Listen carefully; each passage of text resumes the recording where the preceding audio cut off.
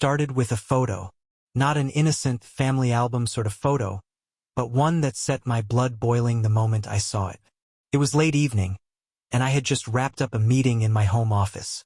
I'd been scrolling aimlessly through social media, half out of boredom, half out of habit, when the image appeared. The millionaire's son, a cocky 20-something with the kind of entitlement you could see a mile away, had posted it. There he was, grinning like the spoiled brat he was, standing beside my wife. My wife, wearing that same subtle smile she'd once reserved for me, looking as radiant as ever. The caption beneath the image was what did it. For mocking words, meant to amuse his equally self-absorbed friends. Love MILFs. Enough said. The world seemed to tilt. My vision blurred for a moment, and I had to remind myself to breathe. At first, I told myself it must be a joke. An idiotic, juvenile joke. But as I stared at the screen, the tightness in my chest grew, my hands trembling slightly as the phone nearly slipped from my grasp. I didn't want to believe it. She had been the center of my world for over a decade. From the moment we met, I'd made her a promise. You don't need to work. You'll never need to worry about money. She'd smiled and told me she didn't work for the money. She worked because she loved it. She cared deeply for the children in her care, always coming home with stories about their laughter, their milestones. I couldn't argue with her passion, and I never did. But now the logical side of me screamed for calm. It's just a picture, I told myself. Yet, the seed of doubt had already taken root, growing faster than I could control. Memories came rushing back. Moments I had ignored or brushed aside. Her late-night texts, her newfound attention to her appearance before work, her reluctance to quit despite my assurances that she didn't have to lift a finger. I closed the app and tossed my phone onto the desk as if it burned me. I couldn't shake the image from my mind. The smug look on that boy's face, the implications in those 4 words. Love MILFs. No, this wasn't a joke. It was something far darker. And for the first time in my life, I felt the cold, creeping sensation of betrayal. I sat there, staring at the darkened screen of my phone, the photo replaying in my mind like a cruel loop. My first instinct was denial. There had to be an explanation. But as I sat in the silence of my office, the cracks in our life together began to surface. Like an old wall I'd been too distracted to notice was crumbling. From the start, our relationship had been one of contrasts. I'd come from a family of privilege, raised to believe hard work was essential but always with the comfort of a safety net beneath me. When I met her, she was working as a nanny for a well-off family, and despite her modest background, she carried herself with a quiet dignity that intrigued me. She'd laughed the first time I told her she didn't need to work anymore. What would I do with my days? She asked, brushing it off as if it were impossible. Her devotion to the children she cared for was unwavering. She had this uncanny ability to make everyone feel safe, understood, and loved. A quality that had once drawn me to her, but now made me wonder who else had fallen under its spell. I couldn't lie to myself. I had admired her passion, but I hadn't always understood it. There were times I resented her insistence on working, on splitting her focus between us and the family she worked for. They weren't just her employers. They were practically her second family. The millionaire, his glamorous wife, their perfect children. She had a front-row seat to their lives while I watched from the sidelines, feeling more like an observer than a partner. That thought hit harder than I expected. How many evenings had I sat alone in our sprawling home while she stayed late to help the kids with homework? How many weekends had she turned down my plans because the family needed her? I told myself she was just dedicated to her job. I'd convinced myself that her loyalty was admirable, even as it left me feeling like second place. And now I wondered if I had been a fool all along. The photo had unlocked something, a gnawing doubt that refused to be silenced. I thought back to her routine, the meticulous way she dressed before heading to their estate, the occasional guarded expression when I asked about her day. Was there something I had missed? Or worse, had I chosen to ignore it? I reached for my laptop and logged into the security system I'd installed in our home years ago. It wasn't paranoia, at least not back then. It was practical, part of my nature as an IT professional. The cameras in our house had caught everything from the dog stealing food off the counter to her singing off-key in the kitchen. But now they might hold clues. I scrolled through hours of footage, searching for anything that might confirm my growing fears. But there was nothing. She was always alone when she came home, always the same composed, thoughtful woman I had fallen in love with. Still, the photo was real. My thoughts turned to the family she worked for, the millionaires with their mansion on the hill. I'd only been there once at a holiday party years ago. Even then, I'd felt out of place, surrounded by polished smiles and idle wealth. The millionaire himself had been charming but distant, the kind of man who exuded power without saying a word. His wife was all grace and poise, and their children were picture-perfect. And now, it seemed, their world wasn't so perfect after all. If there were answers, they were there, behind the gates of that estate. My chest tightened as I considered the lengths I might need to go to uncover the truth. As an IT specialist turned businessman, I had tools at my disposal. The question was whether I had the stomach to use them. By morning, I'd made my decision. If I wanted the truth, I'd have to get closer to the family. The photo wasn't enough, it hinted at something, but I needed irrefutable evidence. My skills in IT were a gift and a curse, and I was prepared to use them in ways I never thought I'd need to. The first step was finding an ally, someone who had access to the family's world but wasn't blinded by loyalty or privilege. That's when I thought of the butler. I'd met him once, briefly, during the holiday party. He was older, a man with sharp eyes and a quiet presence. In a house full of pretense, he had seemed real. A man who had seen it all but kept his own counsel. If anyone could give me a window into that household, it was him. I started with research. A few hours on my laptop, combing through public records and cross-referencing employment databases, led me to his full name and background. He'd been with the family for over 15 years. An impressive tenure in a world where staff rotated like clockwork. He lived in a modest apartment on the edge of the city, not far from the estate. When I showed up unannounced that evening, he answered the door with a wary look, clearly surprised to see me. I introduced myself, referencing our brief encounter at the party. His sharp eyes narrowed as he assessed me, and I didn't miss the way his hand lingered on the edge of the door, ready to close it. "I need your help," I said, cutting straight to the point. "It's about my wife." His face remained unreadable, but I could see the hesitation. "I don't get involved in personal matters," he replied curtly, beginning to shut the door. I placed my hand firmly against it. Not enough to be aggressive, but enough to show I wasn't leaving. "I'm not asking you to get involved.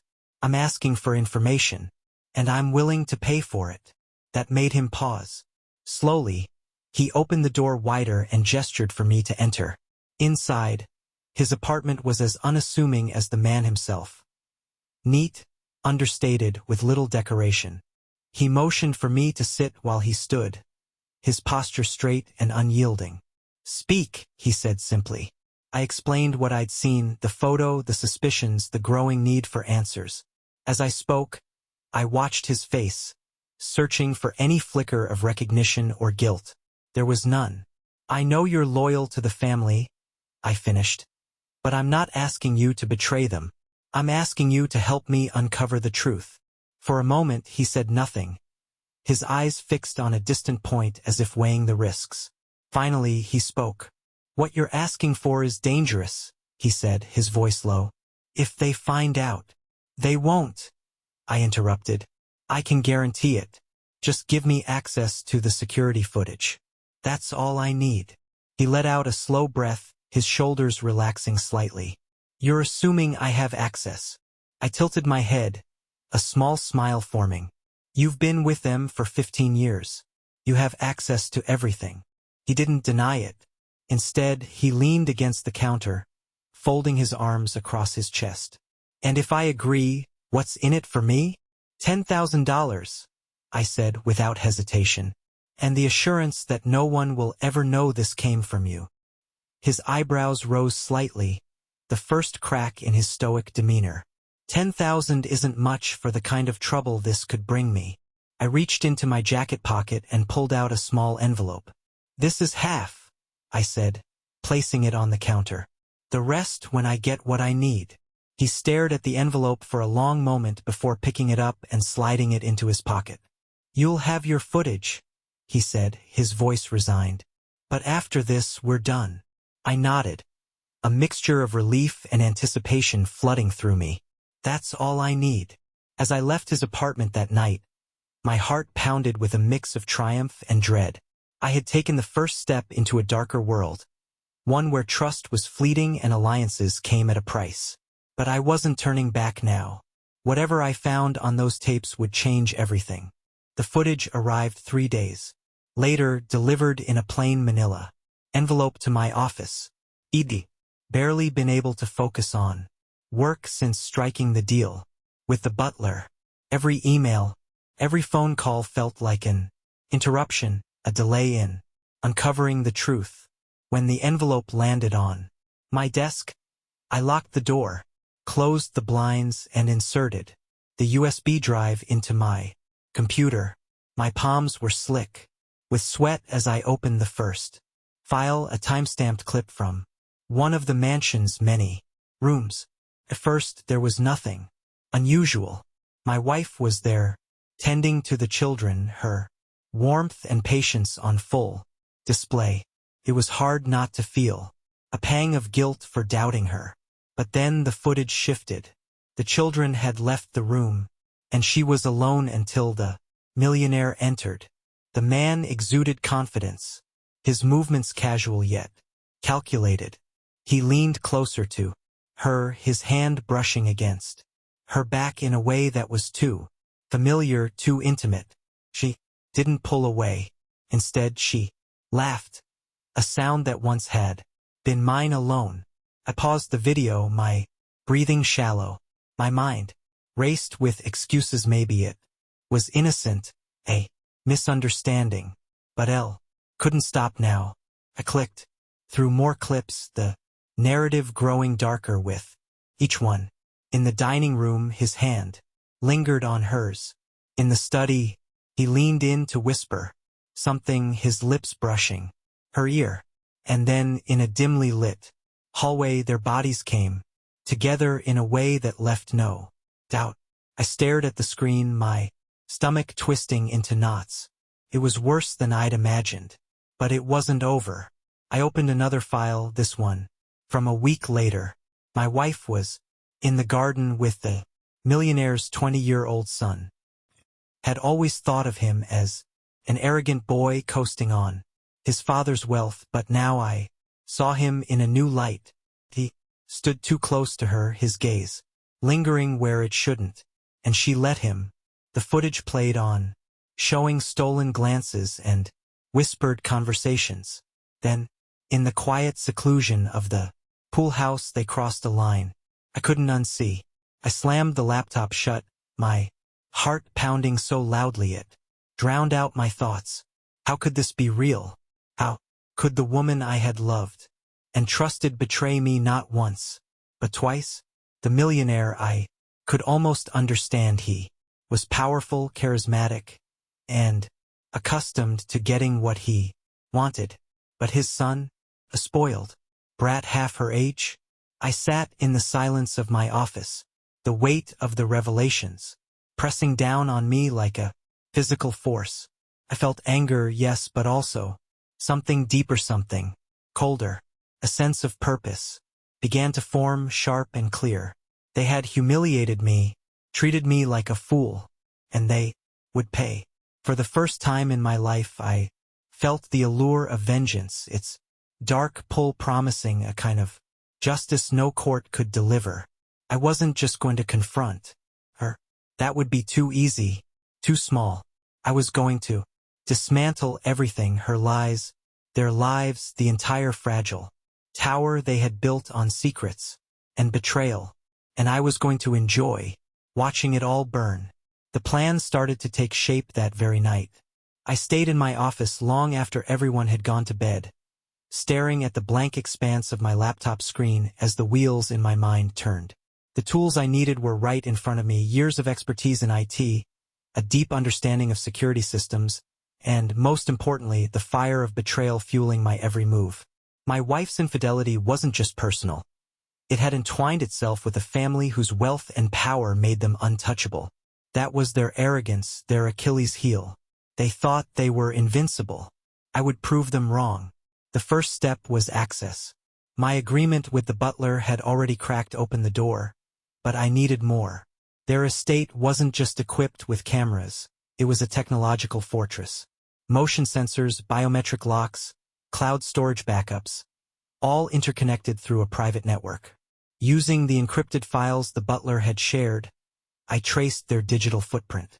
Every smart device, every server log, it was all there, hidden beneath layers of encryption. To anyone else, it might have looked impenetrable, but this was my domain.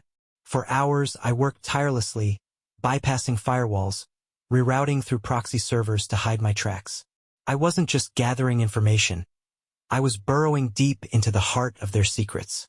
What I found shocked even me.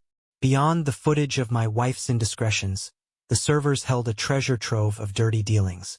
Tax evasion schemes, bribes paid to local officials, offshore accounts funneling millions, the kind of evidence that could bring down not just a man but an empire. The footage alone could ruin them socially. This could destroy them entirely. Still, I had to be careful. A single misstep could alert them to my intrusion, and the last thing I needed was for them to realize they were under attack. So I worked in the shadows, cataloging everything, organizing files into neatly labeled folders. Affairs, finances, fraud, each one a weapon waiting to be unleashed. I considered my next move carefully. Releasing everything at once might have been satisfying, but it would be too chaotic. No, this needed to be precise, calculated. A slow unraveling, giving them just enough rope to hang themselves. The first strike would be personal. I uploaded a clip of my wife and the millionaire's son to an anonymous account, timing it for maximum visibility.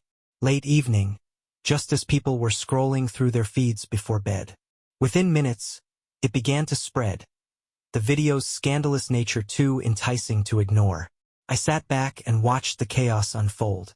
Comments poured in, ranging from shock to mockery. The son's smug persona, so carefully curated online, was ripped apart by the court of public opinion.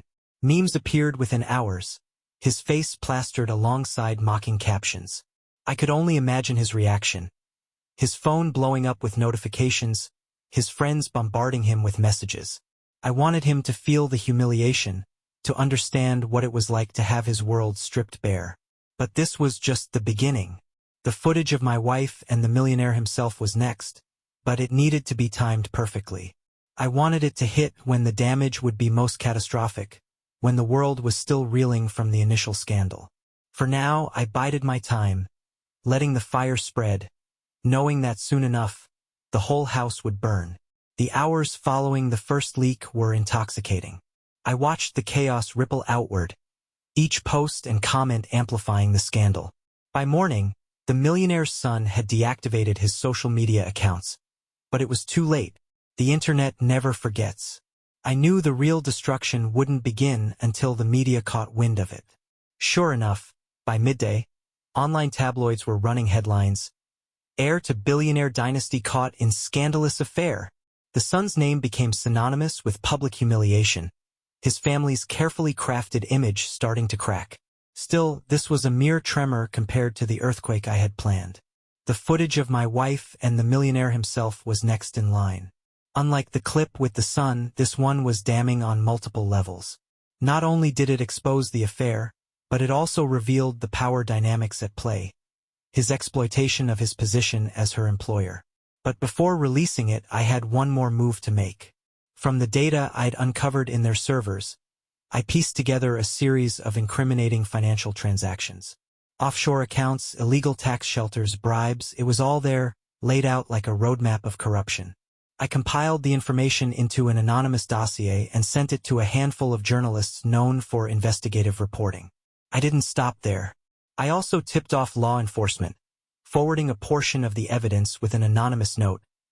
This is just the beginning. With the groundwork laid, it was time for the second strike. I scheduled the video to post at noon sharp, a time when newsrooms were in full swing and social media engagement was at its peak. When the clock struck 12, the footage hit the internet. It didn't take long for the firestorm to ignite. This time, the headlines were merciless. Billionaire's secret exposed. Scandal rocks the Hargrove family.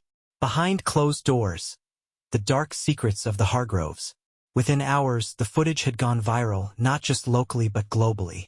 News anchors debated the ethics of power imbalances in workplaces, while think pieces emerged dissecting the toxic culture of wealth and entitlement. The millionaire's wife, known for her social grace and philanthropy, became a trending topic, though not for the reasons she'd have hoped. Sympathy for her humiliation clashed with public fascination over her husband's downfall. I could picture the chaos unfolding behind the gates of their estate. The son reeling from his public disgrace, the wife demanding answers, and the millionaire scrambling to contain the damage. And my wife, she hadn't come home. Not yet. I wondered if she'd seen the footage, if she even understood the magnitude of what I'd unleashed. The woman I'd once shared my life with, who had looked me in the eyes and promised me forever. What was she thinking now? But I didn't dwell on it for long. There was no room for sentimentality in this game. This wasn't just about her anymore. It was about dismantling everything they thought was untouchable. As the day wore on, I received an alert. Law enforcement had raided the family's office, seizing computers and documents. One of the journalists I'd tipped off published an exposé detailing their financial crimes. The family's empire was crumbling, piece by piece. I sat in my office that evening, watching the news coverage, feeling something close to satisfaction. But there was still more to come. The footage had done its job, but I wasn't finished. The world knew about the Hargroves now. Their affairs, their crimes. But the people who mattered most in my wife's life still lived in blissful ignorance. Her parents, her friends, the ones who had always admired her devotion, her supposed integrity. They deserved to know the truth. I arranged a dinner party at our home, inviting her closest circle under the guise of a celebration. The pretext was simple: a thank you for their support of her work and our marriage over the years. My wife, surprisingly, didn't question it. Maybe she thought it was my way of repairing things between us, a token of reconciliation after all the tension. If only she knew. The evening began as any dinner party might. Guests arrived dressed in their finest, laughter and clinking glasses filling the air as people caught up on one another's lives. My wife played the perfect hostess, her smile radiant, her laughter ringing out like a melody. She seemed oblivious to the undercurrent of tension in my voice, the subtle weight behind my every word. Dinner was served, a lavish spread prepared by a caterer. I sat at the head of the table, watching as the conversation ebbed and flowed, each moment bringing me closer to the culmination of my plan. Once the plates were cleared, I stood and tapped my glass. The room quieted, all eyes on me. My wife's expression softened, a glimmer of hope in her gaze. "Thank you all for being here tonight," I began, my voice calm but firm. "It's rare to have such an incredible group of people together under one roof. And I thought tonight would be the perfect opportunity to share something truly unforgettable." I saw the flicker of confusion in her eyes, the faint crease in her brow. She opened her mouth to speak, but I didn't give her the chance. Reaching for the remote, I dimmed the lights and pressed play on the projector I'd set up earlier. The screen illuminated, and for a moment, the room remained silent as the opening frames of the footage appeared. It didn't take long for the gasps to start. First, the clip of her and the Hargrove son, a brief snippet of their secret rendezvous. Someone at the table stifled a shocked cry, while others turned to my wife with wide-eyed disbelief. She sat frozen, her face pale, her hands trembling in her lap. I didn't stop there. The second clip played, the one of her with the millionaire himself. The betrayal was undeniable. Her laughter, her embrace, the intimacy on full display. The room erupted into chaos. Her mother's face crumpled in horror, while her father sat rigid, his jaw clenched in anger. Friends whispered furiously to one another, their shock and judgment palpable. My wife finally found her voice, standing abruptly and pleading, "Turn it off, please." I met her eyes, my expression cold. "Why? You weren't shy when it was happening." She flinched as though I'd slapped her, tears spilling down her cheeks. "This isn't the place. These are my parents, my friends. And I was your husband." I interrupted, my voice rising for the first time. "But that didn't stop you, did it?" She broke down, collapsing into her chair as her mother sobbed quietly and her father stood, shaking with rage. One by one, the guests began to leave, their glances filled with pity or disdain. I stayed until the last guest was gone. My wife slumped in her chair, her makeup streaked with tears. When the house was finally silent, I approached her and placed a folder on the table. Inside were divorce papers. "This is over," I said simply. "You've destroyed everything. And now you'll deal with the consequences." She didn't respond, didn't even look at me. I walked away, leaving her alone in the ruins of the life she had built on lies. The morning after the dinner party felt like the aftermath of a storm. The house was eerily silent, save for the soft rustle of papers as I finalized the legal arrangements. My wife had stayed in the guest room overnight, her cries audible through the thin walls, but I had no sympathy left to give.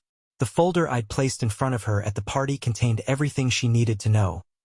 Divorce papers, an itemized list of our assets, and a stark note detailing that, thanks to our prenuptial agreement, she would leave with nothing. Nothing. I had been meticulous when drafting that prenup years ago, not because I doubted her, but because I believed in protecting what I had built. Now, it was the lifeline I hadn't realized I would one day need. By mid-morning, she emerged, her eyes bloodshot and her shoulders slumped. She looked at me as though she didn't recognize me, as though I had become the stranger in her life. "You can't mean this," she said, her voice trembling as she held up the divorce papers. I set down my coffee and regarded her coldly. "I've never meant anything more. I made a mistake," she began, her words tumbling out in a desperate rush. "It wasn't about you. It was about, I don't know, feeling trapped, feeling." "Don't," I snapped, cutting her off. "Don't you dare try to paint yourself as the victim here. You lied to me. You betrayed me. Repeatedly. There's no excuse for what you've done." She crumpled into the chair across from me, her hands clutching the papers. "What about us? What about everything we've been through?" "There is no us anymore," I said. "You destroyed that the moment you stepped into their arms."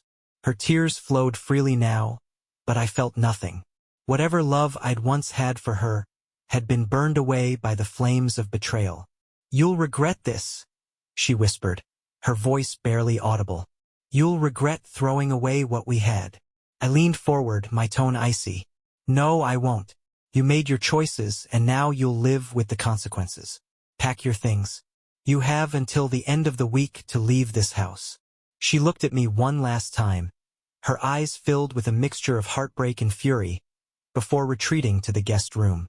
By the end of the day, I had called a moving company to deliver boxes and notified my lawyer to expedite the divorce proceedings. But the consequences of her actions didn't stop at the boundaries of our marriage. The Hargroves were in freefall, their once mighty empire unraveling faster than anyone could have predicted. The news cycle was relentless.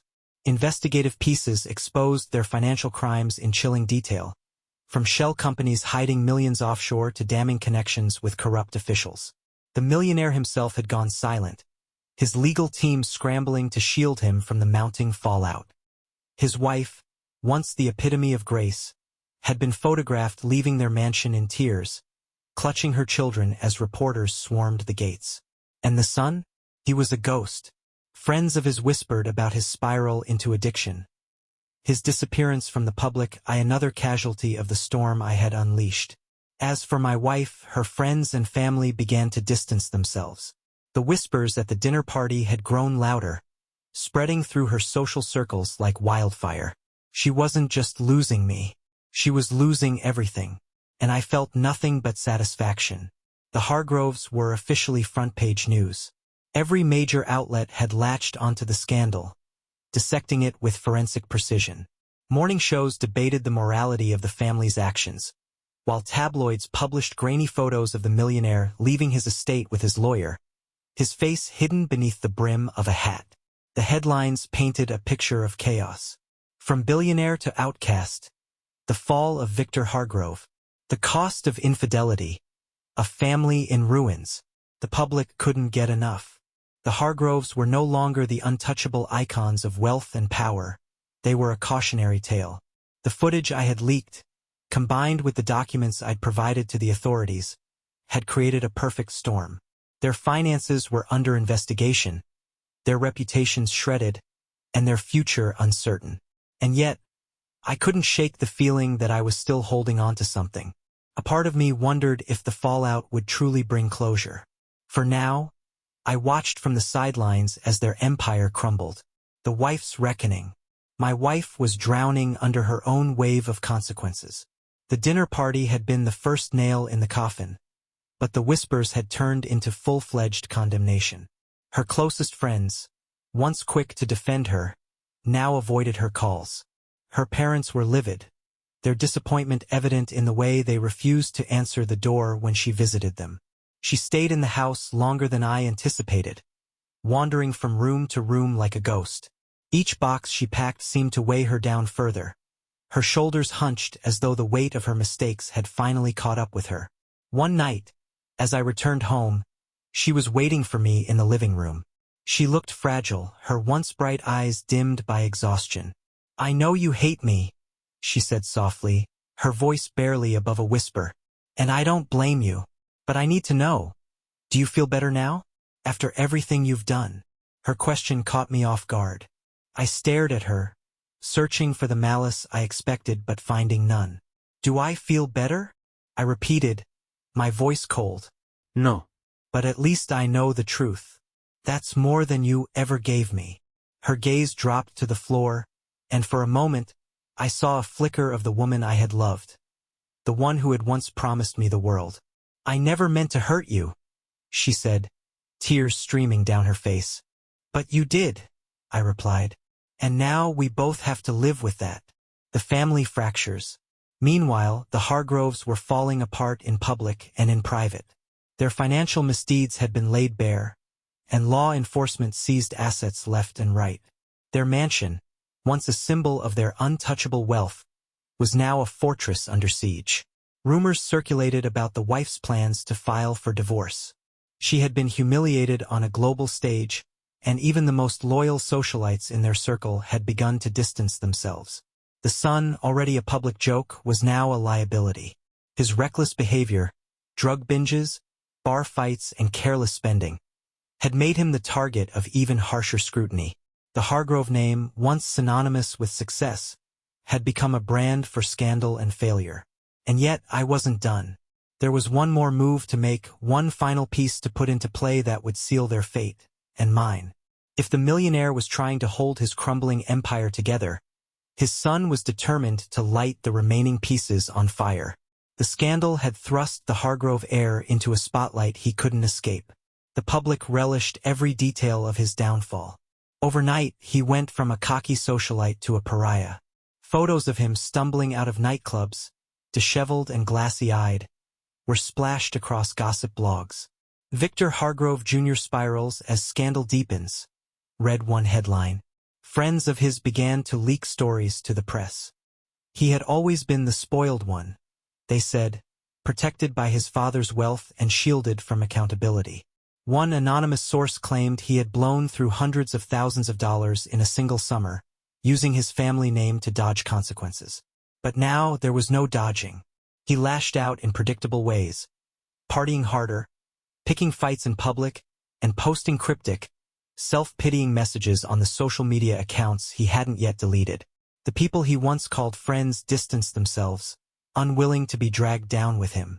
For me, watching him unravel was strangely unsatisfying. I thought I'd feel vindicated, but instead, it felt hollow. His recklessness wasn't hurting him as much as it was hurting the innocent people around him. Then, one night, he crossed a line. I was in my office when the alert came through, a notification from the private server I'd been monitoring. The Hargrove son had hired a lawyer and was filing a civil suit. His accusations were predictable: defamation, hacking, invasion of privacy. But the message he sent later that evening wasn't. Came to my personal email, a direct threat. I know it was you. You've ruined my life and I won't stop until I ruin yours. Watch your back. I stared at the screen, my pulse quickening. It wasn't the first time I dealt with empty threats, but this one felt different. There was an unhinged desperation in his words, a recklessness that made him unpredictable. He had nothing left to lose. I forwarded the email to my lawyer and printed a copy for good measure. But the unease lingered, a cold weight in the pit of my stomach. The fallout reaches my wife. The Hargrove son wasn't the only one unraveling. My wife, still living in the house as she packed her things, was struggling under the weight of public disgrace. One evening, as I came home, I found her sitting on the living room floor, surrounded by half-filled boxes. She looked up at me, her face pale and drawn. "I can't go anywhere without people staring," she said. Her voice was hollow, her words slow, as if each one took effort. "Even the grocery store. They whisper. They laugh." I didn't respond. What was there to say? She had made her choices, and now she was dealing with the consequences. But as I looked at her, this once vibrant, confident woman reduced to a shadow of herself, I felt a flicker of something I hadn't expected: pity. "I hope it was worth it," I said finally, my tone sharper than I intended. She flinched but didn't argue. Instead, she lowered her head and whispered, "I didn't think it would end like this." "Neither did I." And with that, I left her to her boxes and her regrets. The next day, I received a call from an unexpected source. The butler. His voice was calm, but there was an edge to it, a tension I hadn't heard before. "You need to be careful," he said. "Careful," I repeated. "The son," he clarified. "He's been asking questions. About you, about the footage. I think he's trying to find out how you got it." "Let him try," I said, though my chest tightened at the thought. "I'm serious," the butler warned. "The family is desperate. Desperate people do stupid things." His words hung in the air long after the call ended. Desperation was a dangerous thing, and the Hargroves had more than enough to go around. The email from the Hargrove son and the butler's warning lingered in my mind, creating a storm of paranoia I couldn't shake. I had moved through this entire ordeal with a cold, calculated focus, but now the cracks were beginning to show. For the first time since the plan had begun, I found myself questioning it all. Late one night, I sat in the darkened kitchen, nursing a glass of whiskey and staring at the divorce papers I had already signed. It was done. She would leave with nothing but her name, stripped of the life we had built together. That was what I wanted, wasn't it? And yet, as I sifted through the ruins of our marriage in my mind, I felt the weight of more than just her betrayal. Had I really been the perfect husband? I thought back to the early days, the way I had promised her a life of comfort and stability. I had kept those promises, but at what cost? My long hours building my IT business had left me absent for years, and while I had believed that giving her everything she needed would be enough, maybe she had wanted more. Not that it excused her actions, nothing ever would, but the thoughts gnawed at me. Was I entirely blameless? Or had I helped lay the groundwork for her betrayal? The guilt mixed with anger, forming a toxic cocktail that left me staring into the empty glass, wondering if revenge truly had brought me any peace. The following day, my wife cornered me as I came home from work. She looked exhausted, her face pale and drawn, but her eyes burned with a desperation I hadn't seen before. "Please," she began, her voice trembling. "Please, we can fix this." I stared at her, stunned by the audacity of her words. "Fix this," I repeated. "After everything you've done?" "I know I was wrong," she said quickly, stepping closer. "I know I hurt you, but you have to believe me. I never stopped loving you. It was just, I felt lost, invisible, and they made me feel." She trailed off, as though realizing the words would only damn her further. I clenched my fists, the pain of her confession cutting deeper than I cared to admit. "They made you feel what? Special? Seen? Important? Because apparently, I never could." She flinched, her tears spilling over. "It wasn't like that. It wasn't about you, it was about me. I was wrong, I know that now. But please, don't let it end like this." Her words stirred something in me, a flicker of the woman I had once loved, the life we had shared. But the scars of her betrayal were too deep, the wounds still too raw. "I don't owe you anything," I said finally, my voice low and steady. "You destroyed this marriage, not me." Her shoulders sagged as the weight of my words hit her, and for a moment, I thought she might fall to her knees. But instead, she turned and walked away, her sobs echoing down the hall. That night, I lay awake, staring at the ceiling. Her words haunted me, intertwining with my own doubts. What if this entire ordeal had been a mistake? What if, in my quest for revenge, I had become just as monstrous as those who had wronged me? The Hargroves were ruined. My wife's life was in shambles. And yet, I felt no closer to peace. What had it all been for? But as the hours ticked by, one thought remained clear. I couldn't go back. The bridges had been burned, and the path forward was the only one left. The Hargroves were not going down quietly. With their reputation in tatters and their financial empire under siege, the millionaire shifted focus. His lawyers filed a lawsuit against me, accusing me of hacking, defamation, and invasion of privacy. It was a predictable move, but it forced me onto a battlefield I hadn't entirely prepared for. The summons arrived one morning, hand-delivered by a sharply dressed courier. The words on the paper were venomous, a declaration of war. The defendant, hereafter referred to as Mr. David Calloway, knowingly and willfully engaged in unlawful cyber activity resulting in undue harm to the plaintiff, Mr. Victor Hargrove, and his family. I couldn't help but smirk at the irony. Victor Hargrove, the master of deception and corruption, was now portraying himself as the victim. But there was no room for complacency. I knew this wasn't just about the lawsuit. It was about intimidation.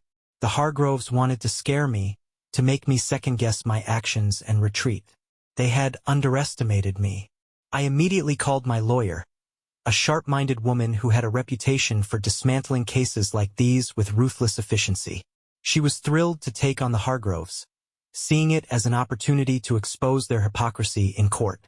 "Their case is weak," she told me after reviewing the paperwork. "It's a PR stunt more than anything. They're hoping you'll settle out of court to avoid embarrassment." "I'm not settling," I said firmly. "Good," she replied with a faint smile, "because neither am I." Over the next week, we built my defense piece by piece. The evidence I had collected, the footage, the financial records, painted a picture of a family steeped in criminal activity and moral decay. We filed a countersuit, accusing the Hargroves of harassment and defamation, citing the threatening email from their son as proof of malicious intent. The butler's testimony, though not yet official, added weight to my case. The day of the first hearing arrived, and the tension in the courtroom was palpable. The Hargroves entered like fallen royalty, their carefully tailored suits unable to hide the cracks in their facade. Victor Hargrove's lawyer opened with a dramatic recounting of my alleged crimes, painting me as a rogue hacker with a vendetta against their family. His words were polished, his delivery flawless. But when it was my lawyer's turn, she tore their argument apart piece by piece. She presented the footage, the financial records, and the timeline of events, each one hammering home the truth. The Hargroves had more to answer for than I did. The room was silent as the judge reviewed the evidence. Victor's lawyer shifted uncomfortably, his confidence faltering.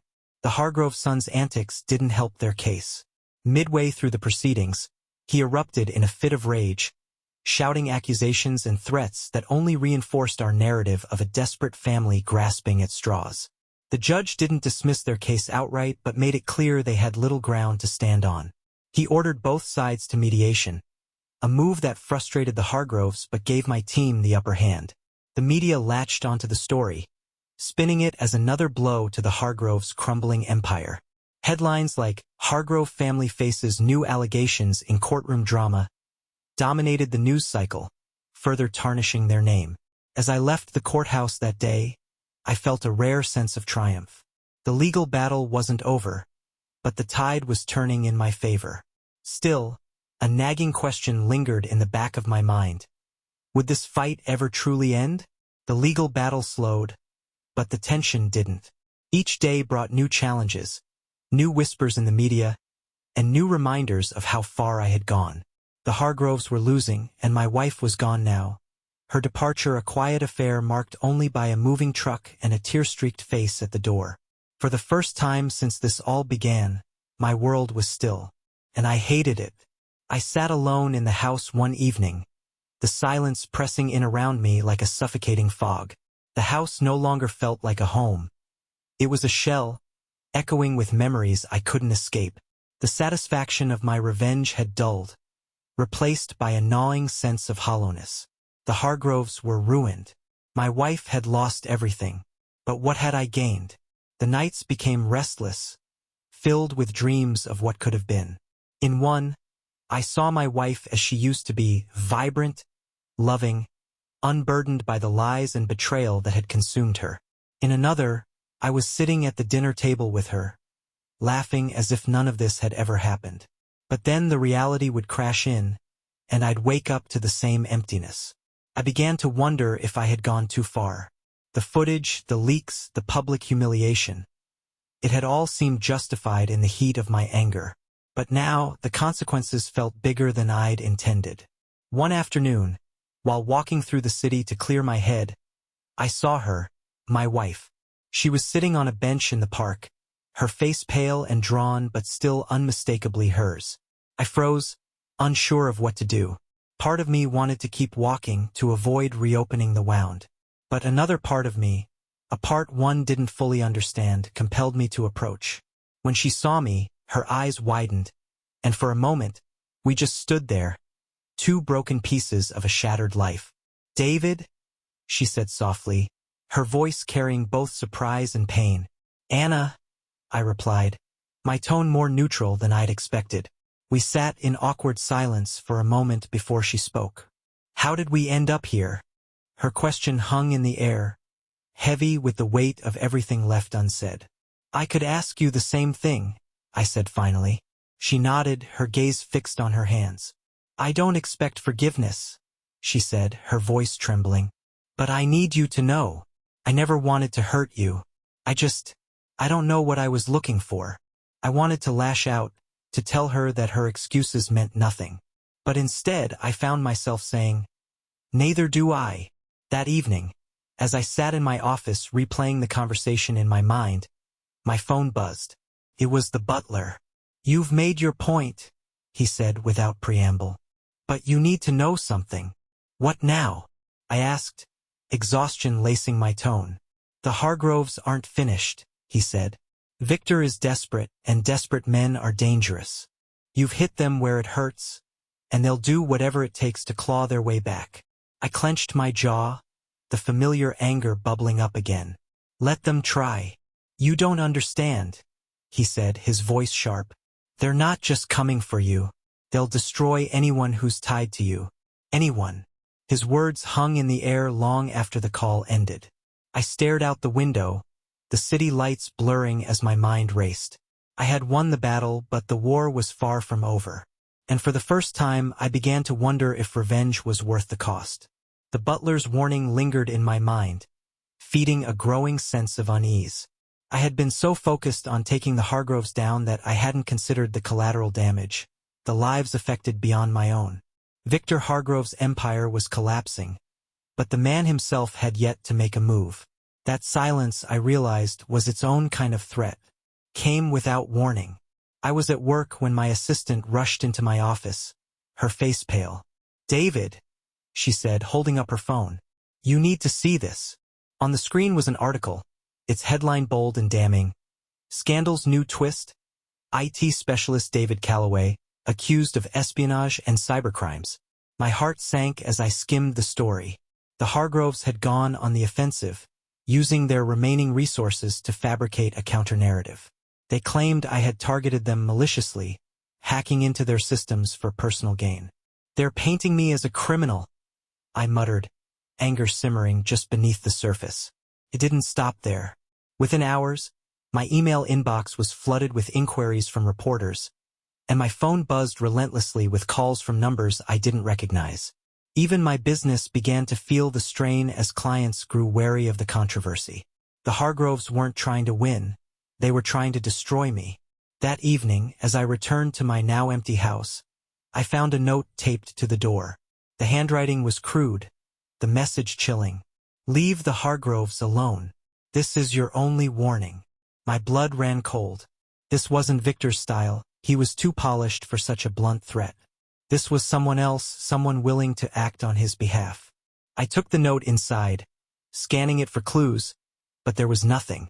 The reality of the situation began to sink in. This wasn't just about me anymore. The butler's words echoed in my mind. They'll destroy anyone who's tied to you. Anyone. I thought of my staff, my friends, even Anna. She might have betrayed me, but she didn't deserve to become collateral damage in the Hargroves' war. I sat at my desk, staring at the stacks of evidence I had compiled against the Hargroves. Everything I had worked for was here, proof of their crimes, their affairs, their corruption. But the cost of holding on to it was becoming too great. I picked up my phone and called my lawyer. I want to withdraw from the countersuit, I said. David, are you sure? She asked, clearly surprised. We're winning. If we keep pushing, they won't have anything left. That's exactly why I'm stopping, I said. They've already lost. But if we keep going, they'll drag everyone else down with them. She sighed, her tone softening. I'll handle it, but you know they won't stop entirely. Victor will want to salvage what little he can. Let him try, I said. I'm done playing his game. The following day, I gathered the remaining evidence and locked it away. I made one final backup on an encrypted drive and left it with my lawyer, ensuring it would only be used if absolutely necessary. As for the rest, I destroyed it. The emails, the footage, the documents, all of it went into a shredder or a digital wipe. The act felt strangely cathartic, like shedding a layer of skin that had grown too heavy to bear.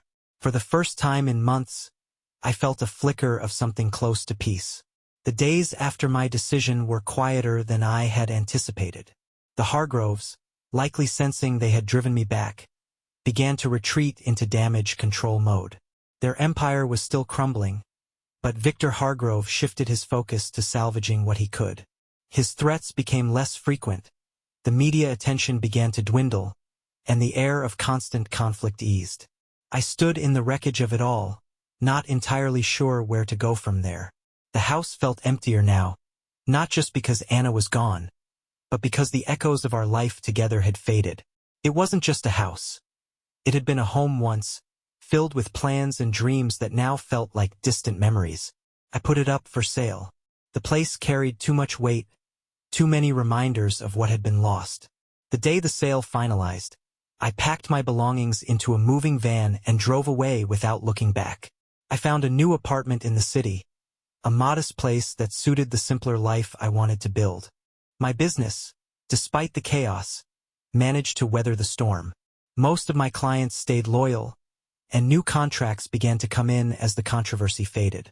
The work became my solace, a way to rebuild not just my career but my sense of purpose. One evening, as I walked through a small art gallery downtown, I spotted her. Anna. She was standing alone, her eyes fixed on a painting that seemed to hold her in a trance. For a moment, I debated turning around and leaving, but something stopped me. She turned, and her eyes widened when she saw me. David, she said softly, as if the word carried more weight than it should. Anna, I replied, nodding politely. We stood there in awkward silence, the gallery's soft lighting casting shadows between us. I heard about everything, she said finally. The Hargroves, the lawsuit. You could have destroyed them completely. I could have, I admitted, meeting her gaze. But what would that have changed? She hesitated, her expression unreadable. You're a better person than I gave you credit for, she said quietly. I smiled faintly, the words bittersweet. Maybe I'm just tired of fighting. For a moment, it felt like we might say more. But instead, she nodded, murmured a quiet goodbye, and walked away. That night, I sat on the balcony of my apartment, looking out at the city lights. For the first time in what felt like forever, the weight on my shoulders began to lift. I didn't know what the future held, but I knew one thing for certain. I had survived. The Hargroves were no longer my concern. Anna was no longer my responsibility. And while the scars of betrayal would always remain, they no longer defined me. This wasn't the life I had planned, but it was mine to rebuild. Brick by brick, moment by moment. And that was enough.